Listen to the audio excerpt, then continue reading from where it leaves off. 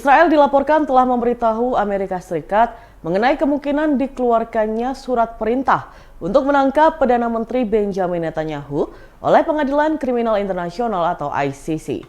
Kepada Washington, Israel mengatakan akan membalas otoritas Palestina atau PA jika surat tersebut benar-benar dikeluarkan. Dikutip dari sumber Israel dan Amerika, laporan itu dimuat dalam surat kabar Axios pada Kamis 2 Mei 2024. Israel mengklaim telah memiliki informasi intelijen yang menunjukkan bahwa pejabat otoritas Palestina menekan jaksa ICC untuk menangkap Netanyahu. Meski belum terbukti, Israel telah menyiapkan sanksi yang disebut bisa meruntuhkan otoritas Palestina. Salah satu sanksi yang dipertimbangkan adalah penghentian dana pajak yang dikumpulkan oleh Israel untuk otoritas Palestina. Dengan demikian, pemerintah Palestina di tepi barat akan menuju kebangkrutan. Sementara itu, pejabat Amerika Serikat mengatakan bahwa negaranya telah memberitahu pejabat ICC secara pribadi. Washington menegaskan bahwa menangkap pemimpin Israel adalah sebuah kesalahan. Sebagai informasi, ICC membuka penyelidikan atas dugaan kejahatan perang yang dilakukan oleh militer Israel di tepi barat dan Gaza pada tahun 2021. Penyelidikan tersebut juga mencakup peristiwa-peristiwa sejak tahun 2014 silam. Terkait ramainya isu surat penangkapan Netanyahu, ICC hanya mengatakan bahwa pihaknya sedang melakukan penyelidikan independen atas situasi di Palestina. Kartu Indonesia Pintar Kuliah atau KIPK tengah menjadi perbincangan hangat di media sosial X. Netizen menduga KIPK dari Universitas Diponegoro atau Undip Semarang, Jawa Tengah tidak tepat sasaran. Dugaan tersebut muncul lantaran ada penerima KIPK dari Undip yang diduga merupakan mahasiswa dari kalangan ekonomi mampu dan memiliki gaya hidup mewah. Akun X @riansazin merinci sejumlah nama-nama penerima KIPK Undip yang diduga melakukan penyalahgunaan dana KIPK untuk bergaya hidup mewah.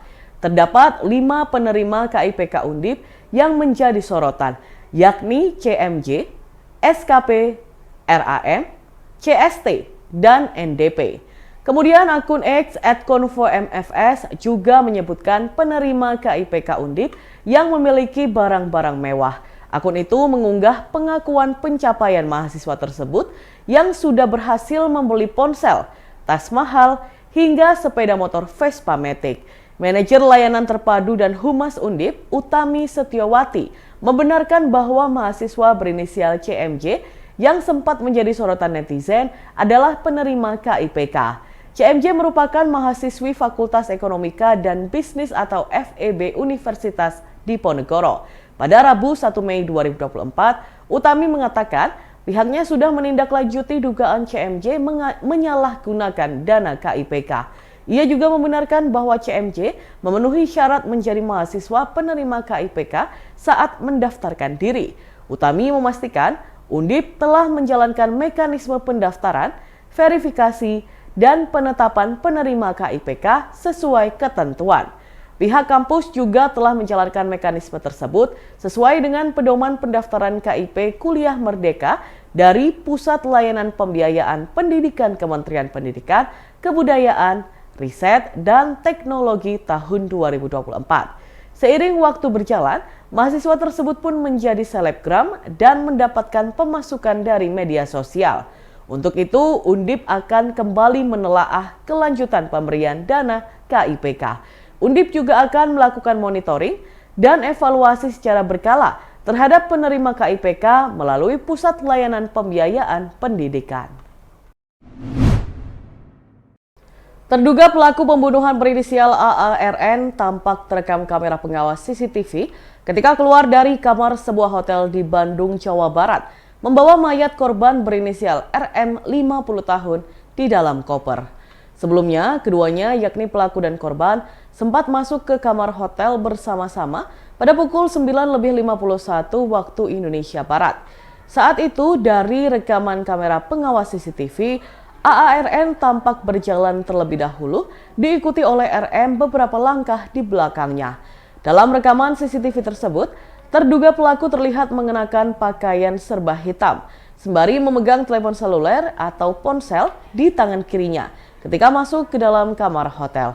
Sementara itu, korban tampak mengenakan pakaian berwarna merah muda, berkerudung biru muda, dan menggendong sebuah tas hitam di punggungnya. Setelah keduanya masuk ke dalam kamar hotel, video rekaman CCTV kemudian terpotong dan maju ke pukul 18.40 waktu Indonesia Barat. Pada waktu itulah terduga pelaku keluar dari kamar hotel yang dimasukinya bersama RM yang menjadi korban pembunuhan. Namun kali ini pelaku keluar seorang diri sambil mendorong koper warna hitam berukuran besar. Serta AARN tampak menenteng kantong plastik hitam di tangan kirinya. Koper yang dibawa AARN tersebut diduga berisi mayat korban RM. Setelah itu, video rekaman CCTV berhenti saat AARN sudah tidak terlihat. Kabid Humas Polda Metro Jaya Kombes Adi Arisyam Indradi membenarkan soal video rekaman CCTV yang beredar di masyarakat tersebut. Ade Ari menyebutkan bahwa dua orang yang terlihat dalam rekaman CCTV itu adalah terduga pelaku AARN dan korban RM. Adapun polisi telah berhasil menangkap terduga pelaku seminggu setelah jasad korban ditemukan di dalam koper di Kecamatan Cikarang Barat, Kabupaten Bekasi, Jawa Barat pada Kamis 25 April 2024 lalu. Ade menyebut terduga pelaku pembunuhan itu ditangkap pihak kepolisian di Palembang. Terduga pelaku kabur ke sana setelah membunuh korbannya. Lebih lanjut, Ade Ari menambahkan bahwa pihaknya masih akan melakukan pendalaman terkait terduga pelaku. Ia menuturkan pengungkapan kasus ini merupakan kerjasama dari tim gabungan Subdit Jatanras Ditreskrimum Polda Metro Jaya, Satreskrim Polres Metro Bekasi dan Polsek Cikarang Barat, serta Satreskrim Polrestabes Bandung.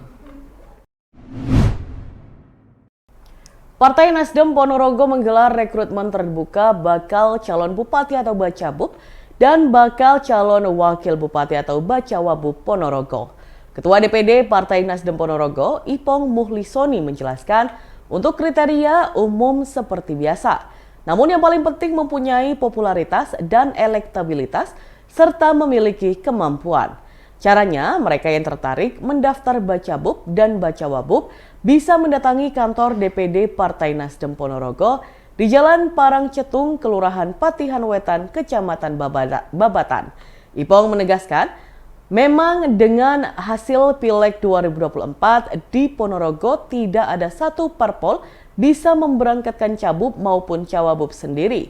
Ia pun sebagai Ketua Partai Nasdem telah melakukan komunikasi dengan ketua parpol lain, baik itu ketemu langsung maupun secara WhatsApp.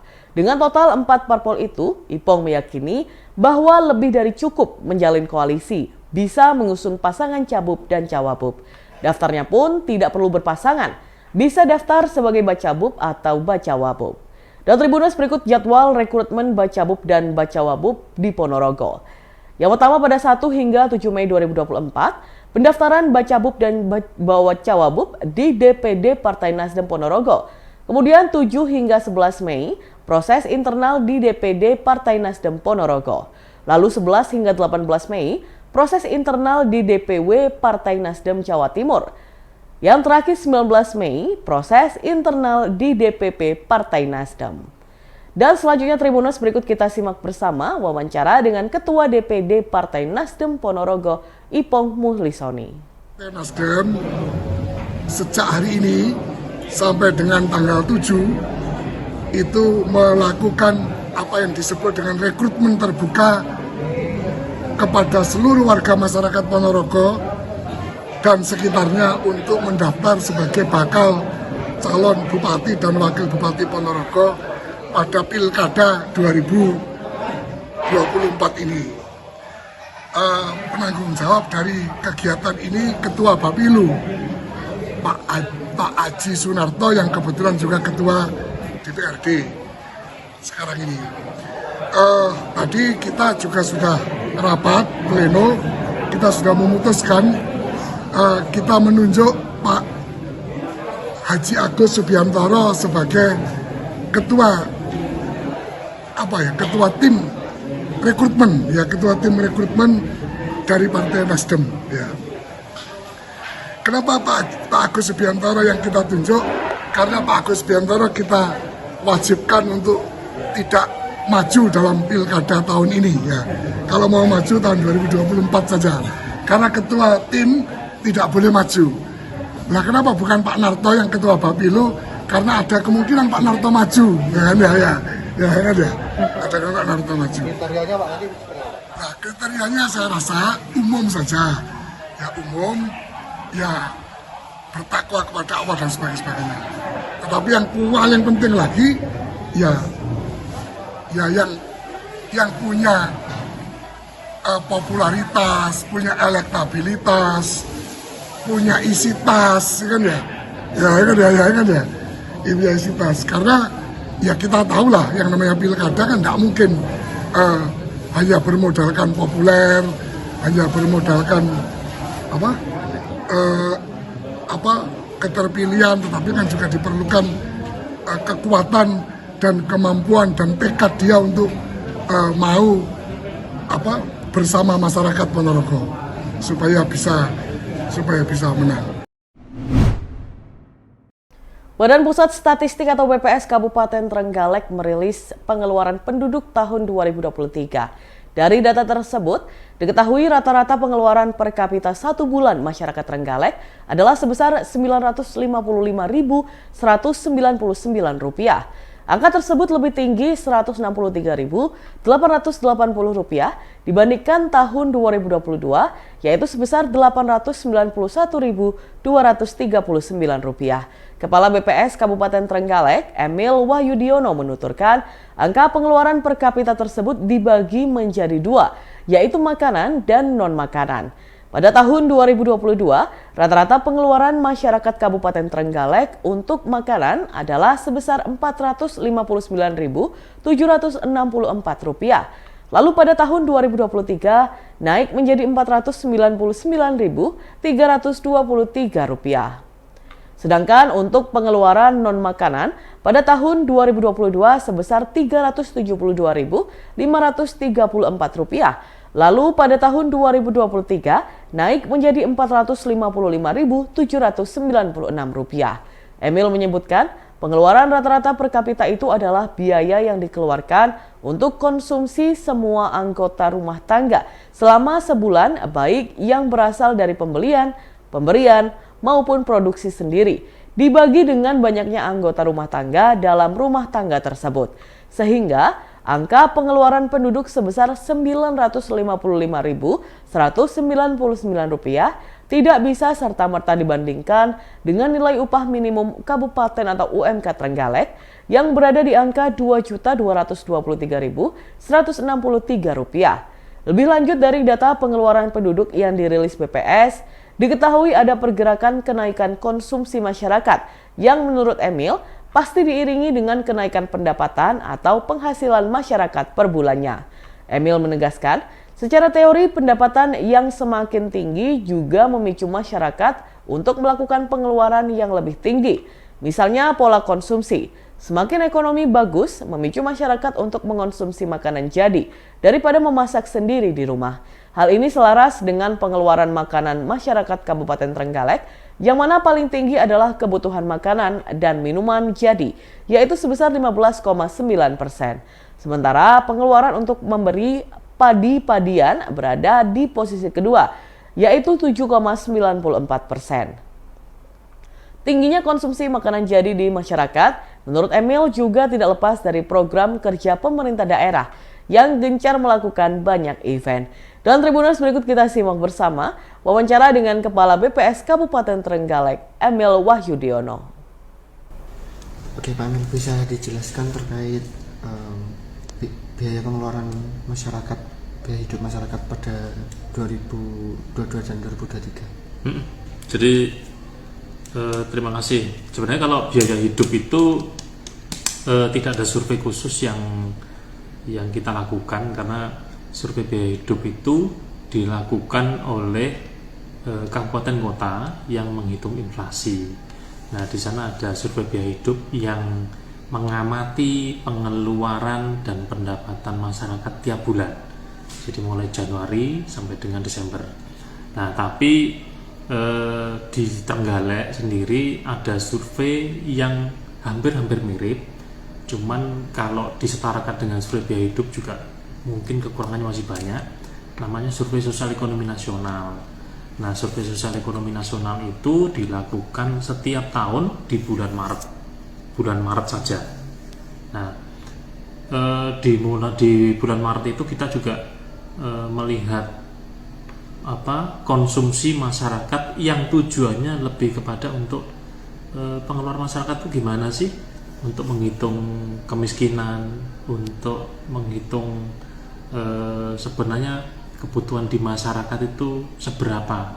Hanya saja sampelnya tidak terlalu besar, sampelnya pas-pasan gitulah, baca seperti itu. Nah, kalau terkait dengan pengeluaran konsumsi masyarakat, tentu kita ada kenaikan ya.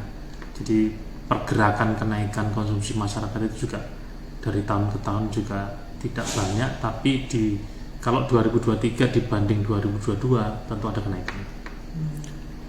Kenaikan pengeluaran ini apa juga diiringi dengan pendapatan atau penghasilan dari masyarakat yang naik, Pak Emil? Jadi secara teori memang pengeluaran pendapatan yang semakin tinggi itu memicu masyarakat untuk melakukan pengeluaran yang semakin tinggi juga.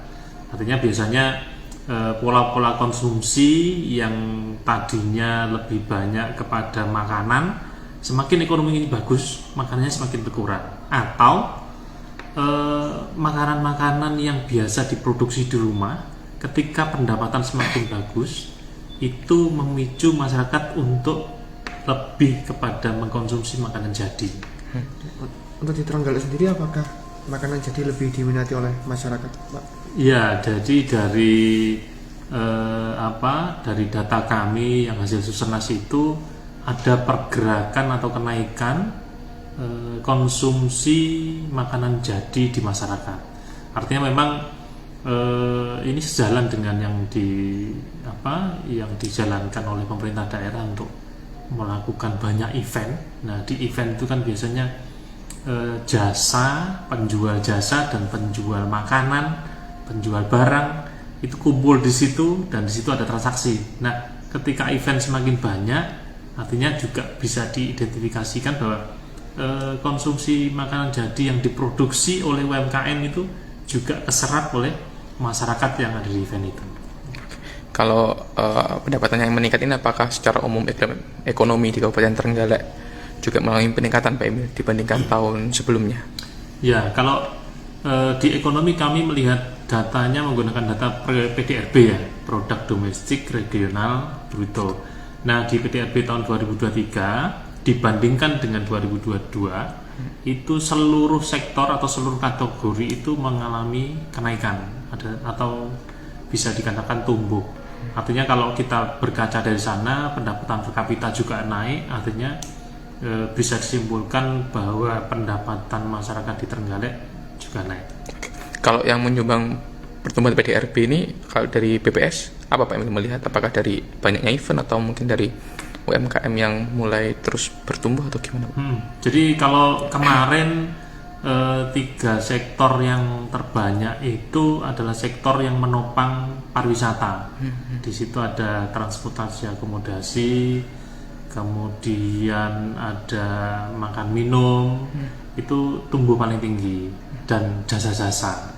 Tapi sebenarnya secara umum, secara general, penyumbang ekonomi terbanyak kita itu tetap di pertanian. Jadi pertanian itu dari dulu, karena memang kita ini kan wilayah Trenggalek itu wilayah yang memang 40% lebih penduduknya itu menggantungkan penghidupan dari pertanian. Artinya di pertanian itu menyumbangkan ekonomi yang tertinggi. Tapi kalau melihat pertumbuhannya, itu tadi yang tumbuh paling besar itu adalah yang menopang pariwisata. Kembali lagi ke pengeluaran, ini kan rata-rata per bulan per kapita nih 995.000, ini kan jauh di bawah UMK, Pak Emil ya. Ini berarti sudah sangat layak UMK kita yang 2 juta sekian itu, atau gimana Pak Emil? Jadi gini, UMK itu kan di zaman dahulu, di sebelum yang sekarang, kalau sekarang kan dihitung ada peraturan Menteri Tenaga Kerjanya ya. Nah di situ ada formulasi, yang formula itu ada faktor dari UMK tahun sebelumnya, kemudian ada pertumbuhan ekonomi, ada rata-rata jumlah anggota keluarga atau rumah tangga dan lain-lain. Nah UMK kita itu ada yang faktor UMK yang sebelumnya itu ditentukan juga oleh standar hidup layak yang saat itu ditentukan oleh Dinas Ketenagakerjaan. Nah dari sana kalau sekarang mengacu kepada angka yang sekarang tetap bahwa ada standar hidup layak di variabel sebelumnya. Artinya yang sekarang itu sudah, walaupun sudah ada formulasi, tapi sudah ada kajian bahwa standar hidup layak sekian. Artinya memang ada perbedaan antar kabupaten, memang iya, karena memang standar hidup atau kebutuhan hidup layak di masing-masing kabupaten itu berbeda-beda. Artinya untuk nilai 995 sekian itu untuk per orang Pak Emil ya, bukan untuk 950 55. Itu artinya untuk per orang Pak per Emil. kapita. Jadi data kami rata-rata pengeluaran yang ada di data Survei Sosial Ekonomi Nasional itu rata-rata per kapita per bulan 900 sekian itu. Nah kalau mengacu kepada UMK, upah minimum kabupaten itu kan 2, sekian ya, 2,1, 2,2 itu untuk satu keluarga atau satu rumah tangga. Nah di satu keluarga itu di formulasi itu juga ada variabel rata-rata jumlah anggota keluarga, gitu. Jadi 2, sekian itu untuk satu keluarga atau satu rumah tangga. Ya kalau menurut kajian yang sebelumnya ya itu sudah layak. Abdul Hadi, mantan Rektor Universitas Islam Jember atau UIJ 2015-2023 mendaftar sebagai bakal calon wakil Bupati Jember 2024 melalui Partai Kebangkitan Bangsa atau PKB. Saat mendaftar ke PKB, Abdul Hadi diiringi oleh para pengemudi becak motor atau bentor. Pria yang tinggal di Kecamatan Mayang itu mengantarkan berkas pendaftaran di kantor DPC PKB Jember dikawal 9 tukang becak mentor pada Kamis 2 Mei 2024. Setelah turun dari becak motor, pria yang kini menjadi Direktur Klinik Al-Hadi Mayang tersebut menyerahkan berkas pendaftaran Cawagup di Tim Des Penjaringan Pilkada 2024 DPC PKB Jember. Abdul Hadi mengatakan sengaja mendaftar di momen Hari Pendidikan Nasional. Menurutnya, siapapun calon bupati yang direkomendasikan oleh PKB di Pilkada 2024, ia mengaku siap untuk menjadi cawagupnya. Sebagai seorang akademisi, Hadi mengaku fokus untuk pengembangan pembangunan di Jember pada sektor pendidikan dan kesehatan. Karena dua bidang tersebut bisa menguatkan sumber daya manusia atau SDM. Hadi mengaku sengaja membawa 9 becak motor saat mendaftar Cawagup di PKB Jember. Ia menegaskan hal itu adalah lambang kebesaran NU. Sementara 9 tukang becak yang mendampinginya, Hadi mengungkapkan mereka adalah warga NU dengan kondisi ekonomi menengah ke bawah. Hadi mengungkapkan, 1 dari 9 tukang becak yang dibawanya itu awalnya adalah tukang ngamen. Namun anaknya bisa kuliah di UIJ berkat beasiswa. Suyono, tukang becak motor yang mengawal Abdul Hadi mengatakan saat itu ia tidak punya uang untuk menguliahkan anak di perguruan tinggi. Kebetulan bisa bertemu dengan Rektor UIJ 2021 silam, sehingga sekarang si anak kuliah di kampus NU tersebut. Menanggapi hal itu, Ketua DPC PKB Jember Ayub Junaidi mengaku bangga adanya kader NU yang mendaftar sebagai Cawagup di Pilkada 2024. Ayub mengatakan, seluruh berkas administrasi dari mantan Rektor UIJ itu akan diperiksa oleh tim Des Pilkada 2024 DPC PKB Jember sebelum diserahkan ke DPP. Ia juga menjelaskan sejauh ini baru 4 orang yang daftar secara offline di kantor DPC PKB Jember untuk menjadi kandidat calon bupati dan calon wakil bupati 2024. Keempatnya yakni Hendy Siswanto, Gus Fawaid, Ahmad Sudiono, dan Abdul Hadi.